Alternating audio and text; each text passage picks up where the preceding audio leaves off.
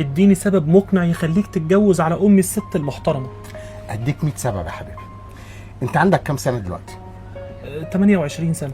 كام سنه بنتحايل عليك عشان تتجوز؟ كتير.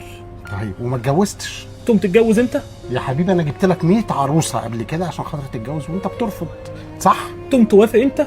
بقالي 6 شهور في واحده مدوخه معايا، كل شويه اقول لك يا يوسف يا يوسف ميعادنا بكره عشان خاطر تقابلها، تقول لي خلاص بكره بعد المغرب. تقوم تقابلها انت؟ اتصل بيها اقول لها بكره بعد المغرب ما تجيش انت، اضطر انا اقابلها. ماشي؟ تاني يوم نفس الموضوع. 6 شهور يا يوسف كل يوم اقابلها بدالك. ها خلاص الناس كلها بيتكلموا عليها دلوقتي، كل الناس شايفاها معانا. يعني انا اعمل ايه دلوقتي يا يوسف؟ تقوم تتكلم عليها انت؟ يا يوسف سمعتها باظت يا يوسف. يوسف انا عندي حل يحل الموضوع ده كله. عايزنا نخلص من الموضوع دوت.